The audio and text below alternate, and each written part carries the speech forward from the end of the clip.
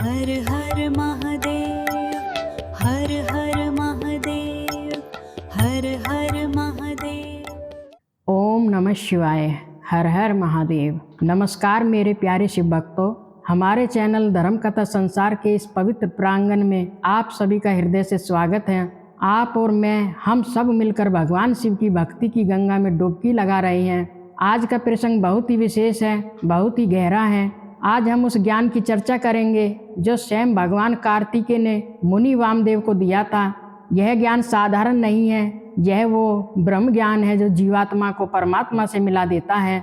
भक्तों, अपनी आंखों को बंद कर लीजिए और मन ही मन भगवान शिव के परम तेजस्वी रूप का ध्यान कीजिए। आज हम जानेंगे कि वेदों के महावाक्य क्या कहते हैं और एक सन्यासी को किस प्रकार शिव तत्व की प्राप्ति होती है।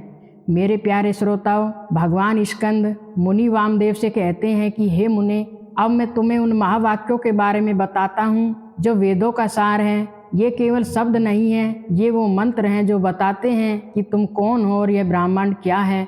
स्कंद जी कहते हैं, पहला महावाक्य है प्रज्ञान ब्रह्म। इसका अर्थ है कि वह परम ज्ञान, वह चेतना ही साक्षात ब्रह्मा है, वही शिव हैं। दूसरा महावाक्य है अहम ब्रह्मास्मि, यानी मैं ही ब्रह्मा हूँ। सोचिए भक्तों, कितना विशाल है यह विचार। हम खुद छोटा समझते हैं, पर शिव कहते हैं कि तुम्हारे भीतर ही वो अनंत शक्ति छिपी है।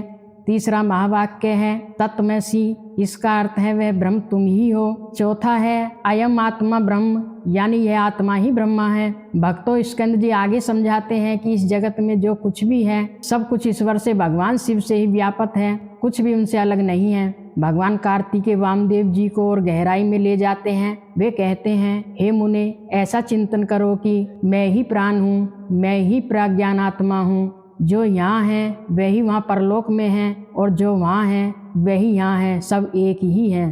देखिए हमारे शास्त्र कितनी अद्भुत बात कहते हैं। स्कंद जी कहते हैं कि वह ब्रह्म शिव जानी हुई वस्तुओं से तो अलग है। देखिए हमारे शास्त्र कितनी अद्भुत बात कहते हैं। स्कंद जी कहते हैं कि वह शिव जानी हुई वस्तुओं से तो अलग ही है, जो हम नहीं जानते उससे भी ऊपर है। वह तुम्हारे भीतर बैठा अंतर्यामी है, जो अमृत स्वरूप है, जो पुरुष जीवात्मा में है और जो सूर्य में चमक रहा है, वह एक ही है। मेरे प्यारे भक्तों, स्कंद जी यहाँ रुकते नहीं हैं। वे एक भक्त को, एक साधक को यह अनुभव कराना चाहते हैं कि वह शिव से अलग नहीं है। वे कहते हैं कि साधक को ऐसा भाव रखना चाहिए, मैं ही परब्रह्म हूँ, मैं ही सबसे परे हूँ। वेदों और गुरु के वचनों से जो आनंद मिलता है वह मैं ही हूँ। सभी प्राणियों में स्थित ब्रह्म में ही हूँ, इसमें कोई संदेह नहीं है। जरा इस भाव को अपने भीतर उतारिए। स्कंद जी कहते हैं, मैं ही पृथ्वी का प्राण हूँ, मैं ही जल का, अग्नि का, वायु का और आकाश का प्राण हूँ। ये जो तीन गुण हैं, सत्व रज और तम, इनका प्राण भी मैं ही हूँ। भक्तों, शिव पुराण हमें बताता है कि भूत, भविष्य और वर्तमान में जो कुछ भी है वह सब शिव का स्वरूप है। इसलिए जीवात्मा को समझना चाहिए कि मैं आदित्य हूँ, मेरे सामने दूसरा कोई नहीं, क्योंकि मैं शिव हूँ। स्कंद जी कहते हैं, मैं ही सब कुछ हूँ और मैं ही सदा मुक्त हूँ। जो वह परमात्मा है वह मैं हूँ, मैं हंस हूँ, मैं शिव हूँ। अब ध्यान से सुनिएगा भक्तों, यहाँ भगवान स्कंद एक बहुत गूढ़ रहस्य खोल रहे हैं। वह तुम हो, वह मैं हूँ का अर्थ समझाते हैं।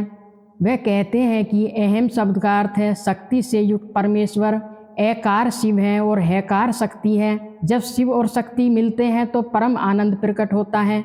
स्कंद जी एक शंका का समाधान भी करते हैं। वे कहते हैं कि वह और तुम का मिलन कैसे हो, क्योंकि व्याकरण की दृष्टि से इनके लिंग अलग हो सकते हैं। जब हम इनका अर्थ परमेश्वर करते हैं तो दोनों एक हो जाते हैं। स्त्री और पुरुष रूपी है सारा जगत उसी एक कारण से बना है। भक्तों, सरल भाषा में कहें तो चाहे तुम वह कहो या मैं कहो, इशारा उसी एक परम शक्ति भगवान सदाशिव की ओर है।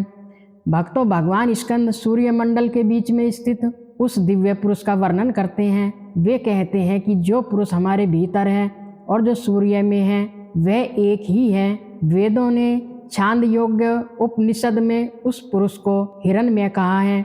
हिरण्मय का अर्थ है सोने जैसा चमकता हुआ ज्योतिर्मय। उनकी दाढ़ी मूछें स्वर्ण जैसी हैं, उनके केस स्वर्ण जैसे हैं, यहाँ तक कि नखों से लेकर सिर तक वह पूरा स्वरूप केवल प्रकाश ही प्रकाश है, स्वर्णमय है। और यह हिरण्मय पुरुष कोई और नहीं, साक्षात हमारे शंभु, हमारे भोलेनाथ ही हैं।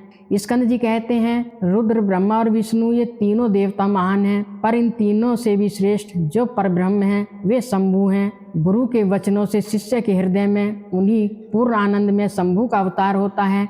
अब कथा के इस भाग को बहुत ध्यान से सुनिएगा। यह उन साधकों के लिए है जो संसार छोड़कर पूर्ण रूप से शिव के हो जाते हैं। भगवान स्कंद मुनि वामदेव को बताते हैं कि एक गुरु अपने शिष्य को संन्यास की दीक्षा कैसे दे। यह विधि बड़ी ही पवित्र और भावपूर्ण है। स्कंद जी कहते हैं कि गुरु को चाहिए कि सबसे पहले एक शंख को ले, उसे अस्त्र, मंत्र, फट और भस्म से शुद्ध करें, अपने सामने एक मंडल चौकोर स्थान में स्थापित करें, उस शंख में सुगंधित जल भरें, उस पर वस्त्र लपेटें और ओंकार का उच्चारण करते हुए उनकी पूजा करें। फिर गुरु उस शंख को 7 बार आमंत्रित करके शिष्य से एक बहुत बड़ी बात कहते हैं। गुरु कहते हैं, हे बेटा, जो थोड़ा सा भी भेद रखता है, जो ईश्वर और जीव में अंतर मानता है, उसे भय लगता है, तुम अपने मन को स्थिर करो और निडर हो जाओ, तुम साक्षात शिव स्वरूप हो। देखिए भक्तों, गुरु का भाव क्या है। गुरु स्वयं महादेव का ध्यान करते हैं और अपने सामने बैठे शिष्य की शिव रूप में पूजा करते हैं। गुरु शिष्य के आसन को शिव का आसन मानते हैं। शिष्य के सिर पर पैर तक मंत्रों का न्यास करते हैं, मानो शिष्य का शरीर अब हाड़ मांस का नहीं मंत्रों का बन गया हो। गुरु शिष्य के मस्तक पर शिव का आवाहन करते हैं और उसे खीर का भोग लगाते हैं, फिर उसकी आरती उतारते हैं, धूप दीप देते हैं। सोचिए भक्तों, एक गुरु जो पिता तुल्य है वह शिष्य की पूजा कर रहा है, क्योंकि उसमें उसे अब शिव दिखाई दे रहे हैं। इसके बाद गुरु वेदों के विद्वानों के साथ मिलकर उपनिषदों के शांति मंत्रों का पाठ करते हैं। अंत में गुरु हाथ में फूलों की माला लेकर शिव निर्मित पांचारिक शास्त्र का जप करते हैं और पूर्णो हम में पूर्ण हूँ इस मंत्र के साथ वह माला शिष्य के गले में पहना देते हैं। शिष्य के माथे पर चंदन का तिलक लगाया जाता है। गुरु उसे एक नया नाम देते हैं। जो भी श्री से युक्त होता है उसे छत्र और खड़ाऊ प्रदान करते हैं और उसे अधिकार देते हैं कि अब तुम भी धर्म का उपदेश दे सकते हो। हे वत्स, तुम सदा समाधि में रहना और हमेशा यही भावना रखना कि मैं शिव हूँ। ऐसा कहकर गुरु स्वयं उस शिष्य रूपी शिव को नमस्कार करते हैं। फिर वहाँ उपस्थित अन्य लोग भी उस नए सन्यासी को प्रणाम करते हैं। शिष्य भी उठकर गुरु और गुरु के गुरुओं को दंडवत प्रणाम करते हैं। जब शिष्य हाथ जोड़कर मौन और विनम्र होकर खड़ा होता है तो गुरु उसे जीवन जीने का सूत्र देते हैं। गुरु कहते हैं, बेटा, आज से तुम समस्त संसार पर दया करना, सबका भला करना। अगर कोई तुम्हारे पास सीखने आए तो पहले उसकी परीक्षा लेना, फिर उसे अपना शिष्य बनाना, राग देश छोड़ देना, केवल शिव का चिंतन करना। और सबसे महत्वपूर्ण बात जो गुरु कहते हैं, चाहे प्राणों पर संकट ही क्यों न आ जाए, लेकिन शिव की पूजा किए बिना कभी भोजन मत करना। गुरु भक्ति के सहारे सदा सुखी रहो। स्कंद भगवान वामदेव जी से कहते हैं, हे मुनीश्वर, तुम्हारे प्रेम के कारण यह अत्यंत गोपनीय रहस्य मैंने तुम्हें बता दिया है।